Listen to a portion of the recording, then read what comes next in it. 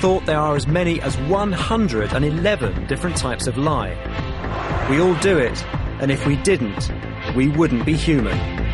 There can be no whitewash. But what makes some of us more honest than others?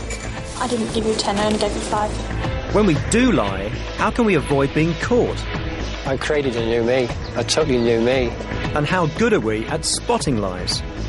I get a 3rd degree from a human lie detector. Are you lying to me right now? No. I think you are lying to me right now. This programme uncovers the real truth about lying and challenges much of what we think we know.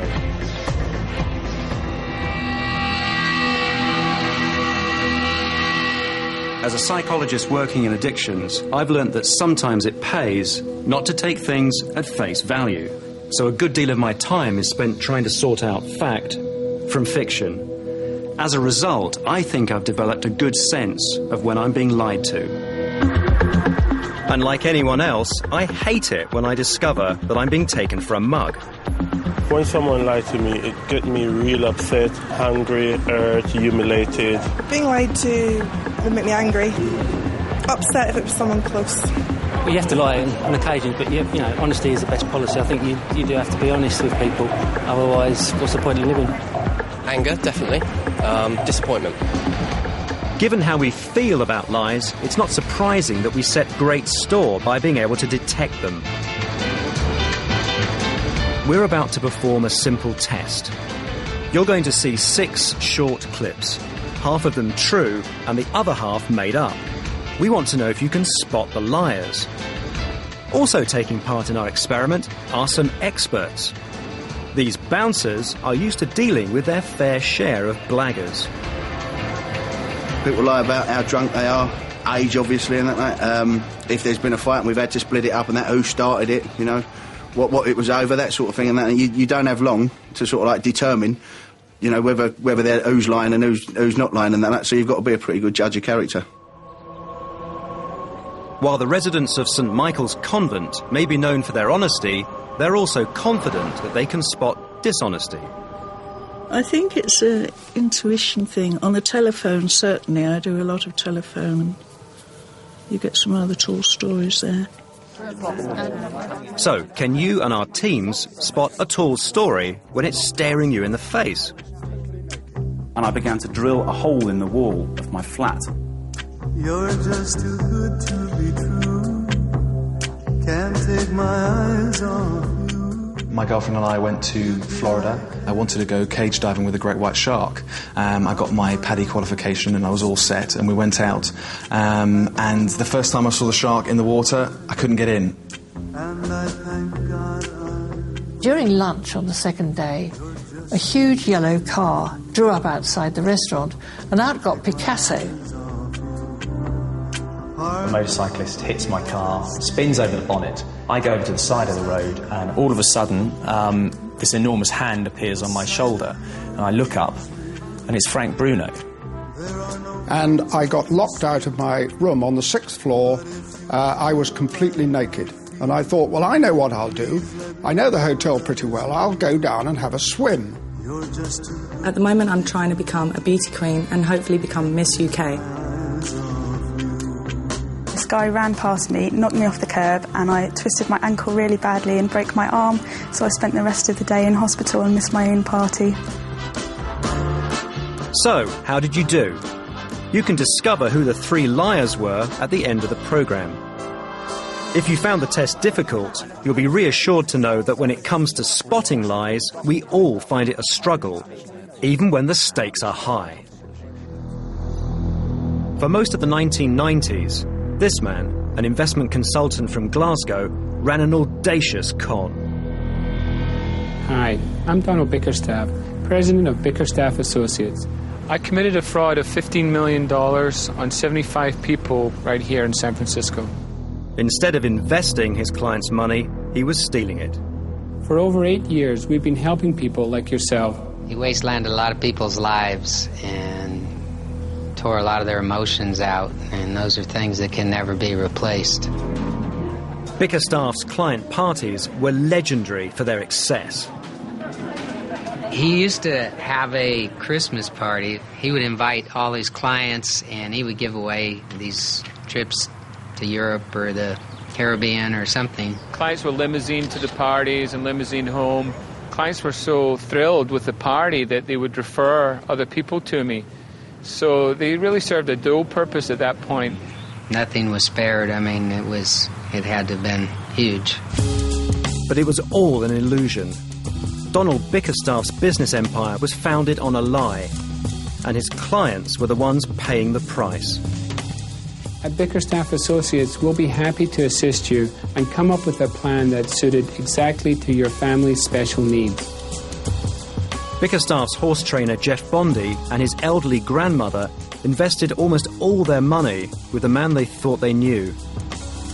He'd been after us for months, and we finally just said, okay, let's do it. And he tried to get my grandmother to go for more, and she said, no, I'll give you this, just show me some results. So my grandmother invested $500,000, I invested about $50,000. What led Jeff and more than 70 other people to think that Donald Bickerstaff was a man they could trust was simple human nature.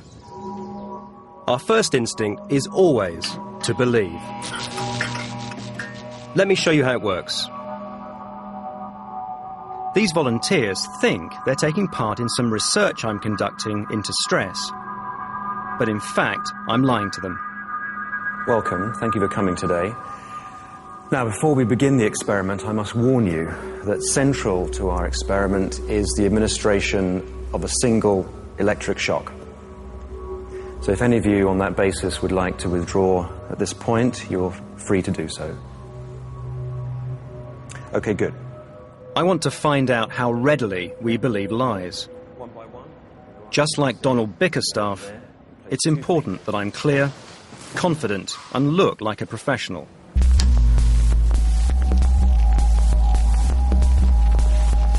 I will now count you into the experiment on my mark. 3, 2, 1. The experiment has now started. From the outset, our volunteers seem nervous. It appears to me as though they believe there's every chance they'll be shocked. Sam, we've just passed the first minute mark. If you could give me, please, a rating of your stress level on a scale from 1 to 10. Maybe a solid 7. What thoughts are going through your mind at this point? It's mainly just expectation of pain. I feel that I've tensed up now. I can feel myself sitting very tense. My heart rate is beginning to go up now. Even our ancient-looking electrical device, in reality a stage prop that wouldn't look out of place in an old episode of Doctor Who, doesn't arouse our volunteers' suspicions. In fact, it seems to be having the opposite effect. The old-looking generator doesn't look that safe. If it was something, let's say, a bit newer, a bit modern, maybe I wouldn't feel as anxious, but because it seems like an old device.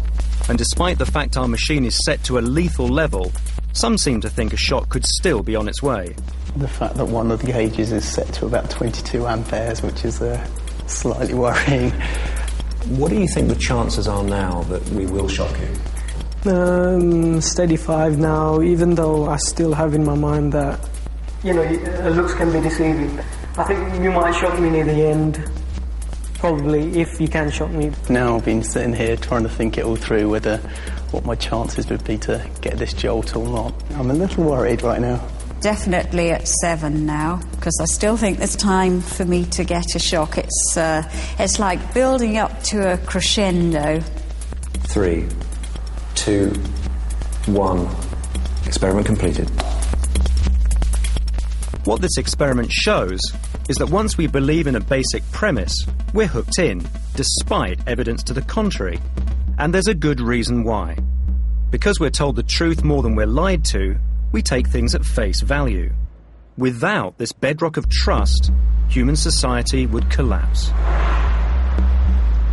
But if spotting lies doesn't come naturally to us, what about telling them?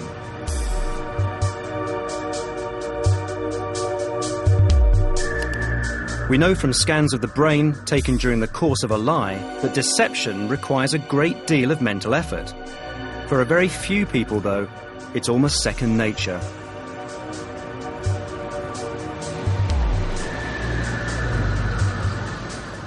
While Donald Bickerstaff's clients believed that their money was being safely invested, it was in fact being used to fund his extravagant lifestyle.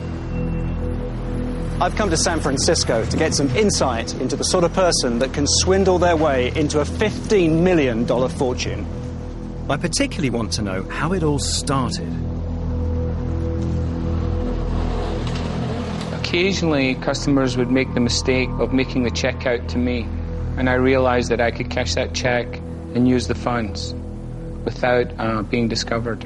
Sometimes a client who was a very powerful executive, perhaps CEO, when he eventually wrote me out checks, sometimes $500,000 or $750,000, would write it out to me, and I had a perverse sense of accomplishment then, because this guy should have known better.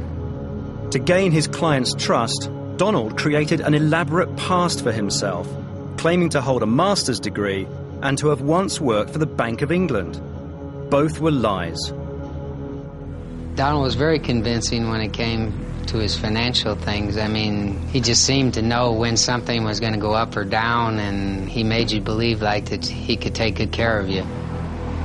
I learned to lie from my dad, from the cues he gave me, but also from watching him lie, you know. I was growing up in Glasgow, and I was with a gang of kids, and we did, you know, do a lot of mischievous things, right? And I would lie to my dad about when I got caught. He would say, I could tell you're lying because your eyes are wide, you know. And I'd think to myself, if I don't want to get caught, next time I lie to him, I better not, you know, widen my eyes. Okay, now tell me, what do you think are the successful characteristics of, let's call them, a con artist? Well, one of the main ones, obviously, is trust. You know, they have to be able to gain a person's trust. You have to keep calm in a crisis. You know, they have to be able to lie, you know, straight into someone's face. But that, of course, depends on the risks involved. Unlike Donald Bickerstaff, most people would balk at the idea of stealing $15 million for fear of being caught. But how many of us are prepared to take money if we think we can get away with it?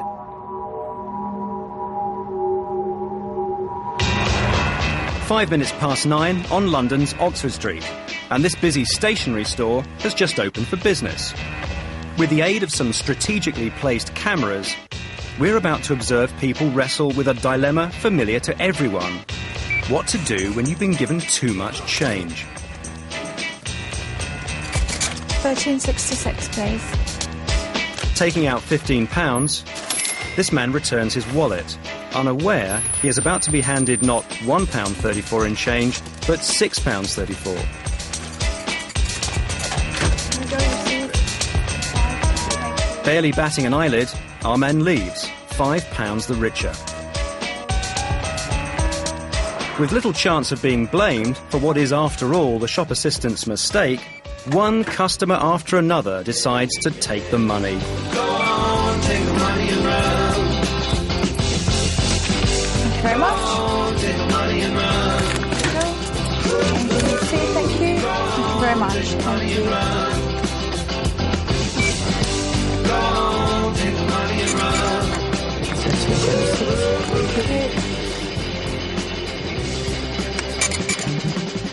But while a majority of our customers do pocket the extra change, for a significant few, it's a different story.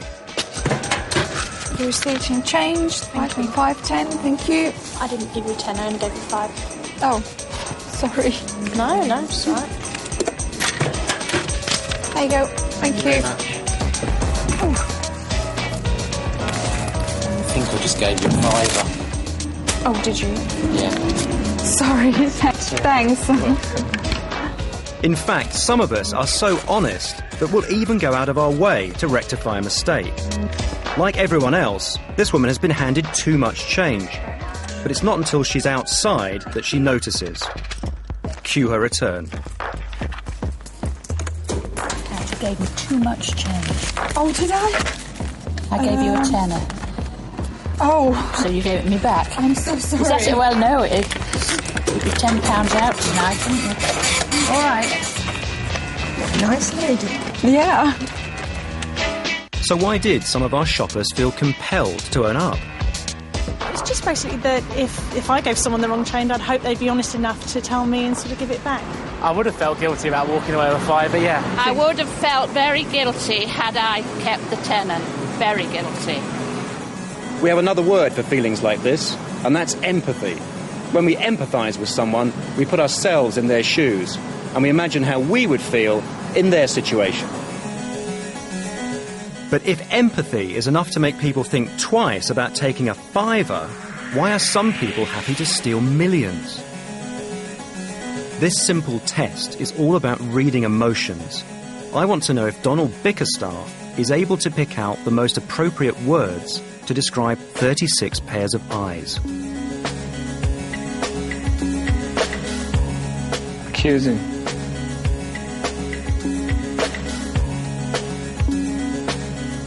Decisive. Curious. Contemplative.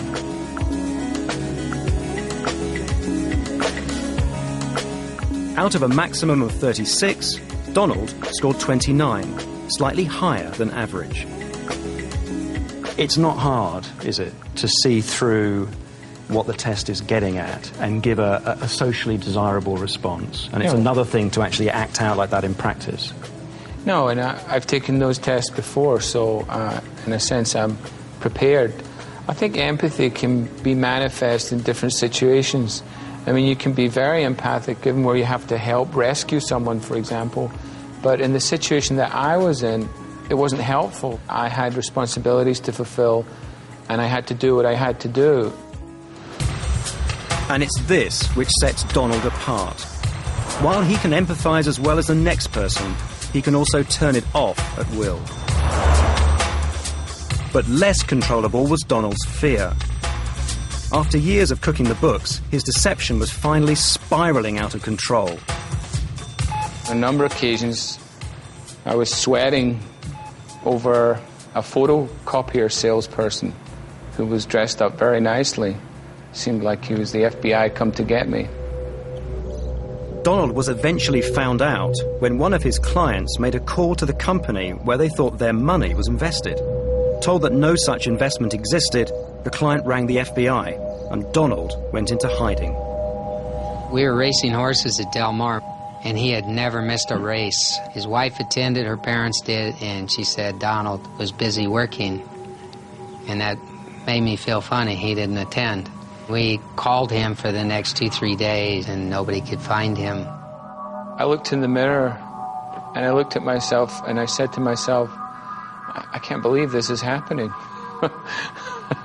I really couldn't, and I was like having a conversation with myself going, I can't believe this is really happening. My initial reaction to finding out we had no investments was devastation, plain and simple. With the FBI breathing down his neck, Donald eventually realised that the game was up. I was in Crete. I felt like I could hide and not be caught, or I could, go back to America and face the music. So I flew back to the United States, walked into the United States Attorney's office, said, hey, I'm Donald Bickerstaff, I think you're looking for me. And the next day, I was in court facing all of the people that had taken their money. Pleading guilty, Donald Bickerstaff was sentenced to 10 years. After I got caught, I was totally relieved. I was stuck in this horrible county jail, but I had this tremendous sense of relief. Like, I'm so happy to be here because I don't have to lead this lie anymore. And the energy that it took to continue it and hold it up, just my own persona and, the rest of everything that was going on was tremendous. I felt anger, but it's hard to release your anger when there's no one to release it on. He's never called or sent a letter saying I'm sorry for what happened, so I doubt that he has any remorse. Somebody like that probably should have been shot in the street. It's not politically correct, but he ruined a lot of people's lives. But it's not just people like Donald Bickerstaff who are capable of hurting those closest to them. It's estimated that on average we tell as many as 15 lies a week. And those to whom we lie the most are our nearest and dearest. Heading the list of what we lie about is sex.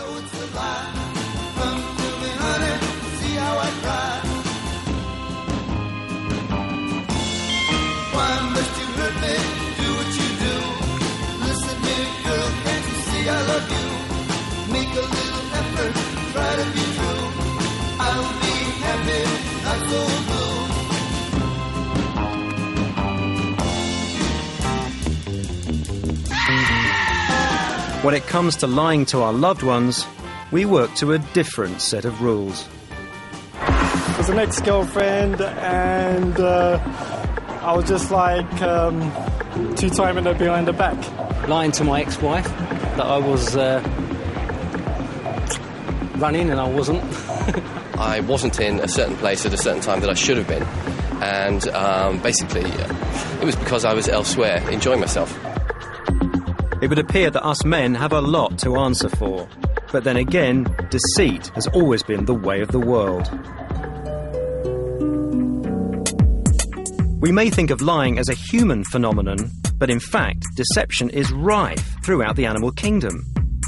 After all, what's camouflage but a means by which one animal sends false information to another? But some animals have taken deception to another level. Chimpanzees will frighten jealous rivals away from their food with a succession of fake alarm calls, as if there was a predator nearby. Behaviour which would indicate that chimps, like us, are capable of conscious deception. But whether it's deliberate or not, there's something which all forms of animal deception have in common, and that's survival.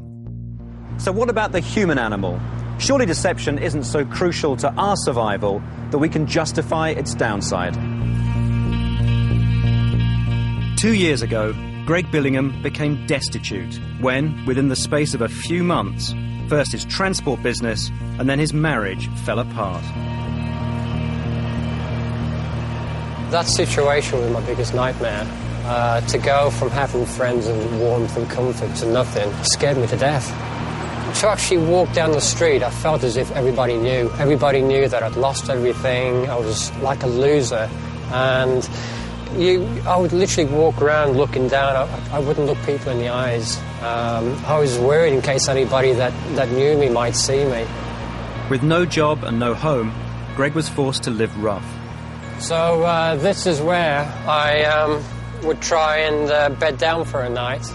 I would find an opening, a loose door, something I could just get in, find a dry place in a corner somewhere, get my sleeping bags out and spend the night there. It was after about 3 months of really living rough, I could actually feel myself becoming depressed. You feel like your life's ended, and what is the point of living anymore? You just want to kill yourself, you know. You don't want to be in that situation anymore. And that was beginning to scare me. And it was that point that I felt I had to get myself out of this hole. Greg's plan involved nothing less than reinventing himself as a professional builder.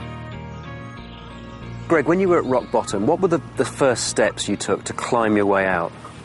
Well, the one thing I found I had to do was to get back into some sort of work, to keep myself occupied and have some reason to get up out of bed. So I literally really blagged my way into work. From little tiny jobs, I'd say, yes, I can do that, up to what I would class as major jobs. So this was lying as a practical means of survival? Yes, it was the only way I could get myself out of the hole that I was actually in. It was a case of getting my life back on track, because as I was, nobody would accept me. The system wouldn't accept me. I created a new me, a totally new me. Greg lied to get himself out of a desperate situation and was able to square it with his conscience because the ends justified the means. But it's not just lying that can bring rewards. It also pays to be able to spot lies. The problem is that most of us only get it right a mere 50% of the time. You look for the eyes, and you look for finger movements, fidgeting. Not looking someone in the eyes and playing with their, their ears or their whatever when they're talking. Fidgeting. Mm-hmm. Shifting. You can see it in their eyes, you can see it in their mannerisms. There's some kind of nervousness going on. You can't look the person in their eye when you're telling a lie. Eye contact. She can't lie. We can't lie to each other in each other's faces. Well, they say if you look away, don't they, that you're telling fibs, but I don't know if that's true. I know whenever I lie, my other half always knows, and my mum always knows. Most people believe that eyes are the best indicator of deceit. But in fact, the entire face is a mass of information, as long as you know where to look. Artist Beth Shannon has a gift which sets her apart from literally 99.9% of the human race. Just by looking at someone's face, she's able to tell almost instantly whether they're lying or not. Are you lying to me now? No. I think you are lying to me right now. So rare is Beth's talent that people like her have even been given a special name: lie wizards. Beth, do you think you've always been a very observant person? I would say so, yes. I've always been quite observant since childhood. You know, I did draw as a child, and I did mostly do portraits. You know, I was fascinated in drawing faces more so than anything else. So it was with interest that Beth read about some research being carried out into the ways the face can reveal deceit. One phone call later, and she'd offered herself up as a guinea pig. I watched about, 30 people telling various lies. Some were telling the truth, some were lying. I had to differentiate between them, and I just took my best shot. You know, I had nothing to lose. Out of 20,000 people who took part in the study, Beth was one of only 20 to spot 90% or more of the lies. Were you surprised you did so well? I was extremely surprised that I did so well, because I didn't think of myself as someone that looks for people lying. I considered myself kind of a trusting person, and I like to take people at face value when I'm talking to them. Beth is going to quiz me on my opinions about a number of topical issues, which I'm writing down to ensure there's no cheating. What she'll be deciding is whether what's coming out of my mouth matches with what's happening on my face.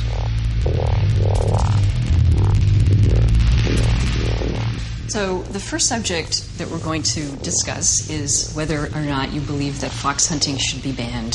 So, do you believe that fox hunting should be banned or not in England? I do believe that fox hunting should be banned in the UK. Are you lying to me now? No, I'm telling the truth. I believe you're telling the truth.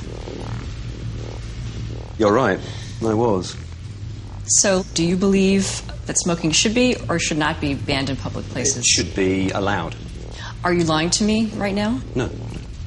I think you are lying to me right now. And you're right. You got me. Although Beth's talent comes naturally, it's based on scientific fact.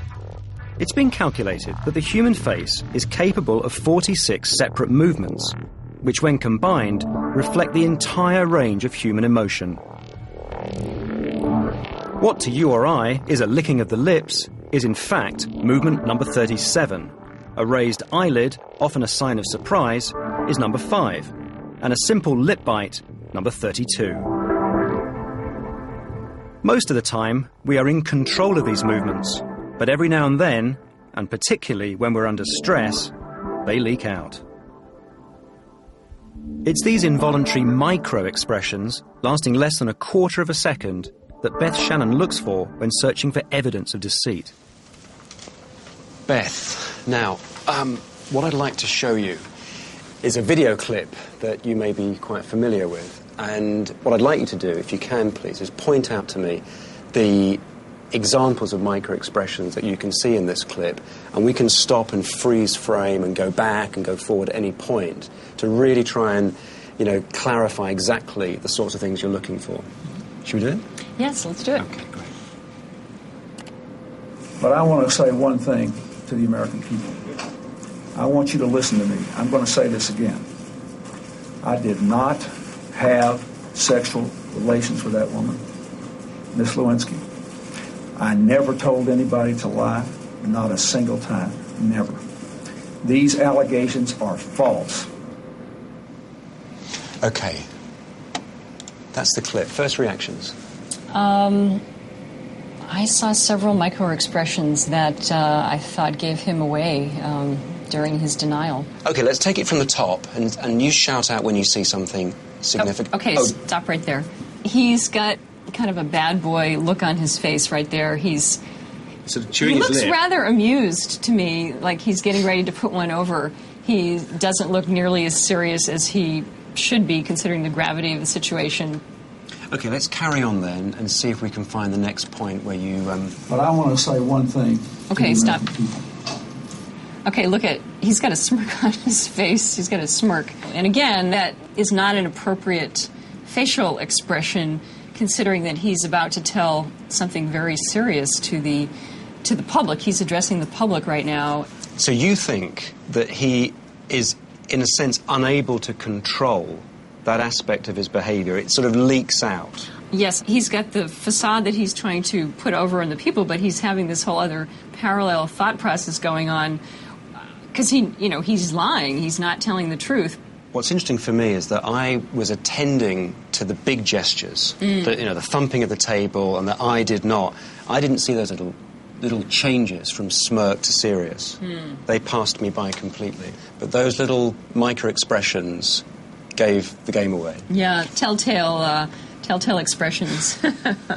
Sorry, Bill. Guilty as charged. Guilty as charged.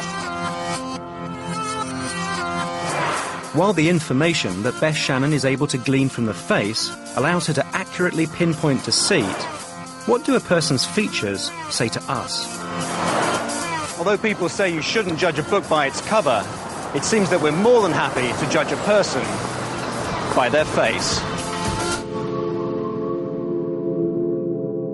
The practice of physiognomy, determining someone's character from their facial features, goes back hundreds of years.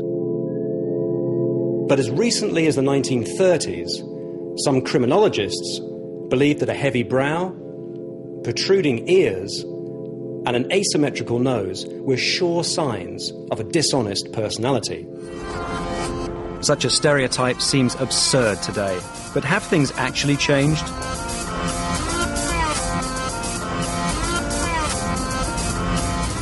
Sir, I'm from the BBC, we're not selling anything, and I need your opinions about something. Two faces, which is the more trustworthy? Quick choice. Him, why? I don't know. He's not so rough looking. Oh, that one. Why him? Bigger eyes. Bigger eyes. What's it about this face? Softer. So softer face, more rounded. Rounder, more soft, more trustworthy. Yeah. He's got a fuller mouth. He's got rather a thin mouth, which shows perhaps a meaner sort of person, and his eyes are slitty. So that's more of a meaner countenance. I would have said so, yeah. Somebody a bit more bad-tempered, perhaps. He looks like a criminal. Why? I don't know. It's just the chiseled jaw and the... I can't explain it. Which is the more trustworthy face? No. Again, why? Because rounded features again. Yeah. That's more pointy. Eyes very funny. Yeah. So there's something about soft, rounded features means more believable, more trustworthy. Yeah.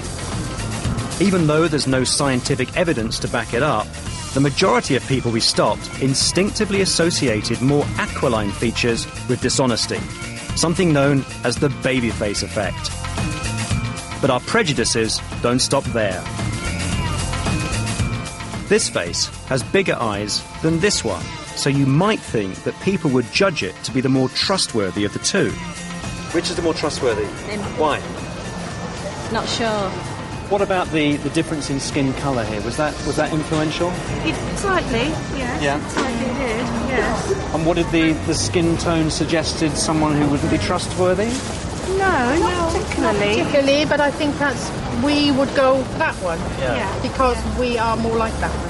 I know more about this one than I know about that one. You know more about this one than this one. I don't know many black people. I know more. So that's more of a face you know. That's the face I know. That's a stranger's face. That's right. Which is the more trustworthy? This guy. Why this guy? Around the face. Now, what about the obvious? Oh, the colour? Yeah.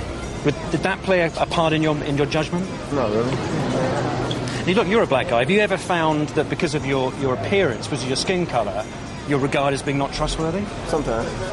Well, how does that make you feel? It doesn't bother me anymore. I got used to that a long time ago. So, whether it's instinct or just that we trust people like ourselves, it seems that when it comes to judging honesty, we're anything but objective. It's little wonder that we've had to turn to technology in our fight against deceit.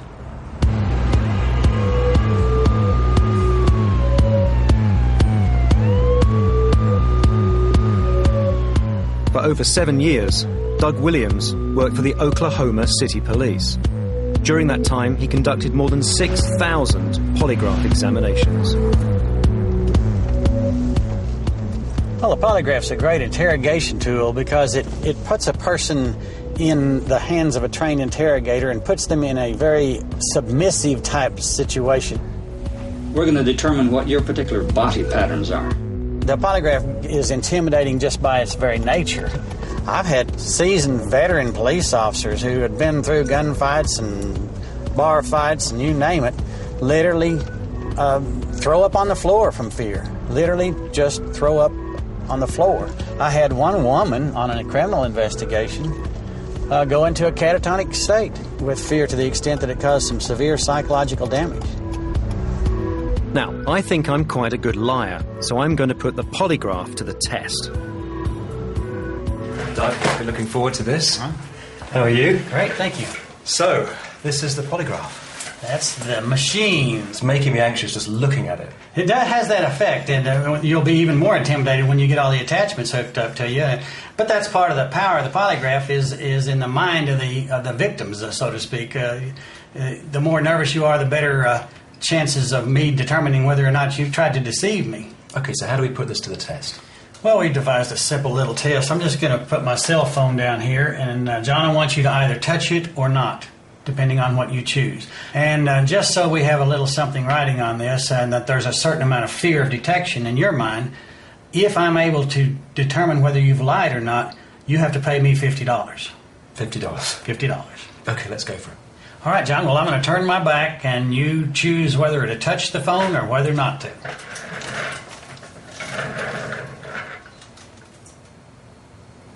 Have you made your decision? Yes, I have. Are you ready? Yes, I am. What Doug will be looking for are those involuntary physical reactions that accompany a stressful situation. In this case, the lie I'm about to tell. Any changes to my breathing pattern, perspiration, or blood pressure will be picked up and recorded on a graph. First, Doug asks me some simple control questions. Is your first name John? Yes. It's against these readings that my lie will be compared. Do you live in London? Yes. Are you sitting down? Yes. It's now my turn to lie. Did you touch my cell phone? Yes. Did you lie to me on that last question? No.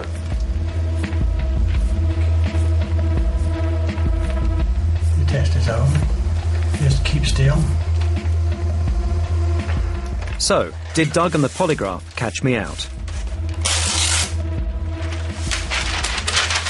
Okay, John, anybody can see, I mean, even from a distance, you can see that you're not as good a liar or as good at controlling your reactions as you might have thought, because when we came down to the point at issue, the two very relevant questions, did you touch my cell phone, and did you lie to me on that last question? You exhibited a very dramatic and sustained response. So that's the point where I said I did touch your phone there. The question here I was asked, did you touch my cell phone? And you said yes, and then had a big reaction. And then the next question, did you lie to me on that last question, no, and then even more sustained and more marked reaction. So based on this polygraph chart and based on your physiological reactions, it's my opinion that you have lied, and it's going to cost you $50. 50 it is, I guess. Although the polygraph proved to be more than a match for me, Doug believes it has a major flaw.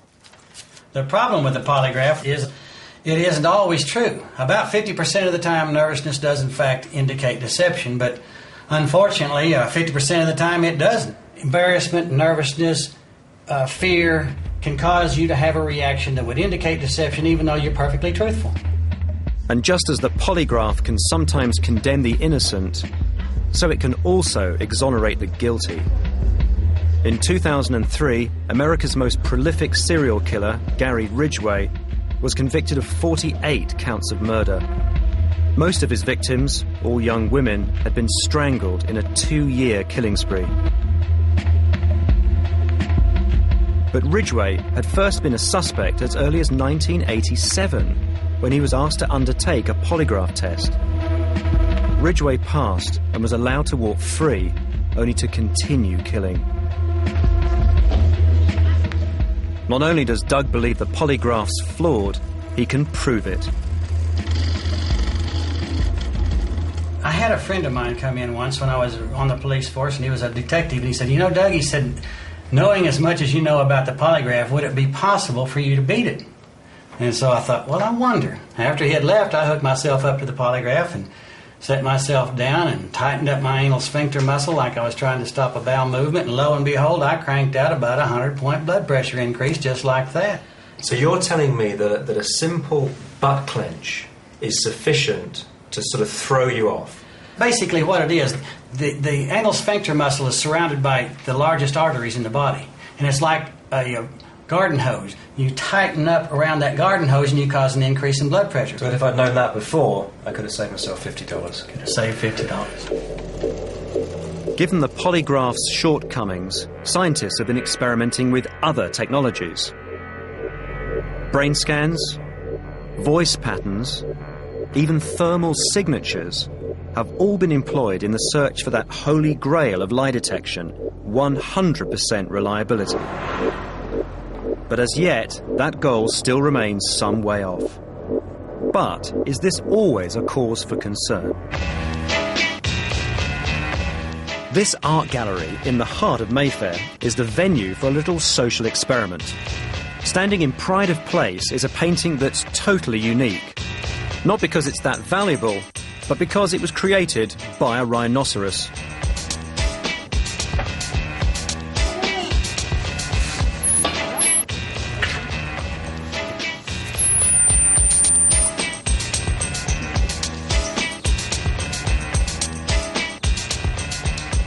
With the aid of hidden cameras, I'm interested in discovering what people have to say about this masterpiece, first in private, and then when confronted by an actor passing himself off as the artist. Just how far will people be prepared to go to avoid a potentially embarrassing situation? Okay. I think I could do better than that. I could recreate that within like 3 minutes. Yeah, I know. So could I. I could do that. It's probably done by a monkey. That's awful, I'm sorry. Could you do it? Yes. How easily could you do it? Very easily. Would you like to own that painting? Would I like to own it? No. You wouldn't? No. With virtually everyone in agreement about the picture's lack of artistic merit, our artist makes his entrance. Twist. Hi. Look at what I like. Yeah. We're just looking at it. Can I tell you a little bit about it? Yeah, please do. Great, okay. You know how some people will have like an aura around them? You know, people say, oh, you've got a blue aura, you know. Well, with me, when I look at nature, I can see vibrations coming off them. Almost like a colour, a sound. I paint out in the sun a lot, out in. So I like to spend a lot of time out in the country, and I've even used to mix my paints just the water from the river that I might be sitting next to. But what I created this effect with these strokes is there was a dead bird on the floor, and I just pulled a couple of feathers from one of its wings and brushed it out. I thought that was a nice touch. Does it have a name? Yes, it does, yeah. It's called Sign of Flowers. I've called this country house. It's called Awkward Days and Fantastic Nights. I think you can see the awkward days. I call it Nostradamus. What, based on the famous... No. Just the place in my mind. Oh, fair enough. I call it Insurmountable Dreams. Okay. What does it represent? My insurmountable dreams. But Armed with a bit of background, what do our critics make of the painting now? Very nice. Thank you. I like it. I think it's really vibrant. I think this is something that would sit very nicely in any kind of living room. You've put in the primary colours, you've put in a focal point, you've put in all the elements. It makes me think of a sort of circular movement of people and coloured lights, I don't know, dance or something like that. That's good. You obviously see the energy. I love the green. Whatever it is, the green does it wonders because the green brings the serenity too. I suppose I see the Turner in it with the strokes. If you were to be exhibited on a stall with 50 or 100 other artists, I think this would rate In the top highly five. the others. Well, as soon as I saw it, I went, that would probably sell for loads of money, that will. I think you could get quite a lot for that. If you said to me, Carl, I offer you this painting, would you like to have it your lunch? I'd say I'd be more than happy to do so. To create something requires a gift. Thank you for the effort, Paul. Oh no, thank you for Because a lot of your- people, they feel your things, they don't go to the effort to share the feeling. Communication is the key to life. Absolutely. What we've seen is that many people would rather lie to someone's face than hurt their feelings. And that's because lying has always been part of everyday life. We lie to our friends, partners, and relatives, because if we always told them the truth, we'd soon find ourselves shunned and isolated. Everyone tells a little white lie, just to smooth things over. I think sometimes people have to lie to kind of get by with everyday life.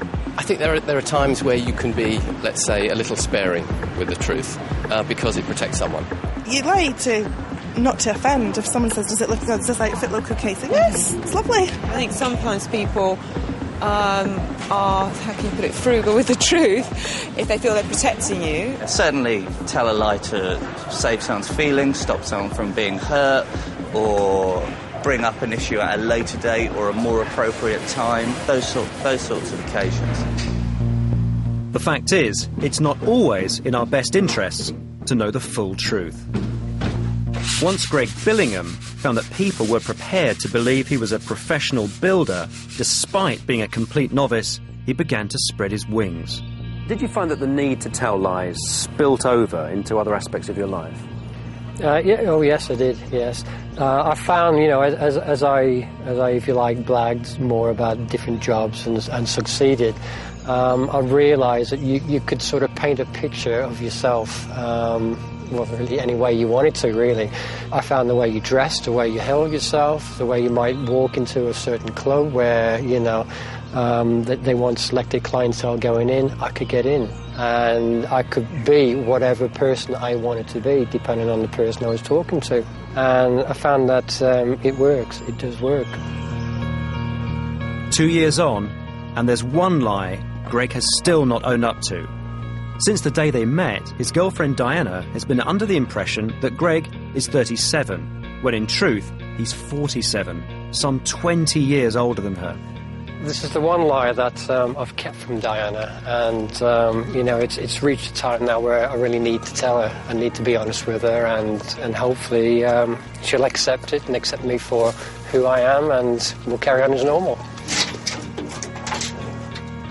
There is one thing that I have actually kept from you. When I first met you, I had a bad time, and I decided to rewind my life and restart. I think I've said that to you, rewind and start it all over again. But what I did lie about was my age.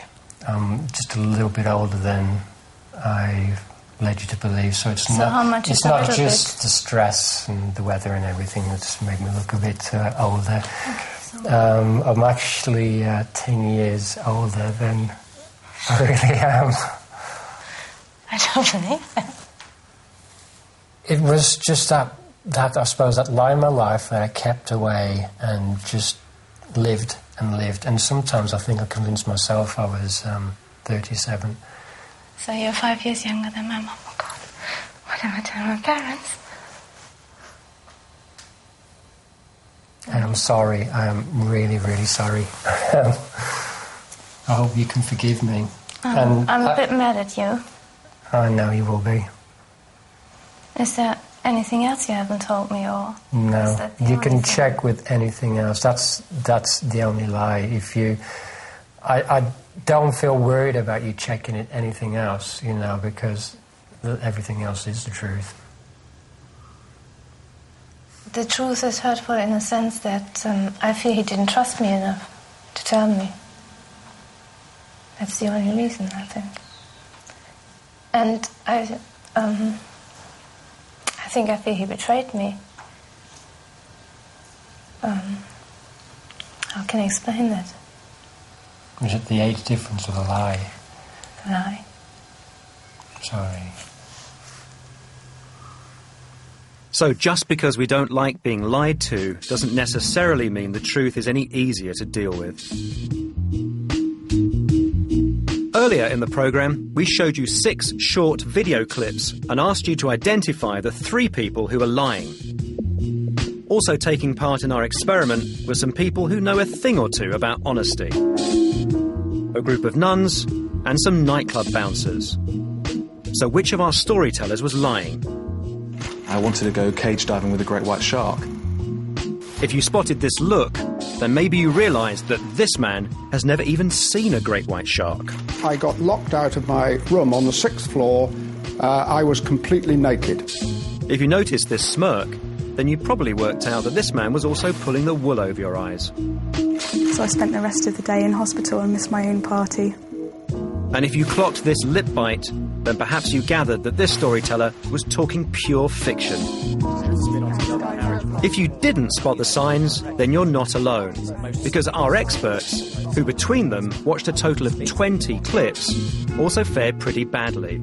Both our nuns and bouncers were only able to pick out a mere 50% of the liars on show. It seems then that however good we think we are at spotting lies, we do just as well flipping a coin. Why we find it so hard is that most of us aren't attuned to looking in the right way. We miss those fleeting, telltale expressions which conflict with what's actually being said. But as we know, some people can spot these giveaways. Before lie wizard Beth Shannon flew back home, we asked her to watch one more tape. We wanted to know if there was a chance that Greg Billingham could be hiding other secrets from his girlfriend. There is one thing that I have actually kept from you. I'm actually 10 years older than I really am. I don't believe it. Is there anything else you haven't told me, or No, is that the you only can thing? check with anything else. That's the only lie. If you, I don't feel worried about you checking it anything else, because everything else is the truth. Okay. What do you make of that? I think at the end he is hiding something. I can't say how serious it is. So there are more hidden truths, you think? I think so. It's hard for me to tell how serious those transgressions are, but I believe there are things that he's holding back from his girlfriend. When we told Greg of Beth's suspicions, he was adamant that he had no more secrets to reveal. But you've seen the film. What do you think? Is there anything else you haven't told me, or No, is that the you only can thing? check with anything else. That's the only lie. If you, I don't feel worried about you checking it anything else, because everything else is the truth.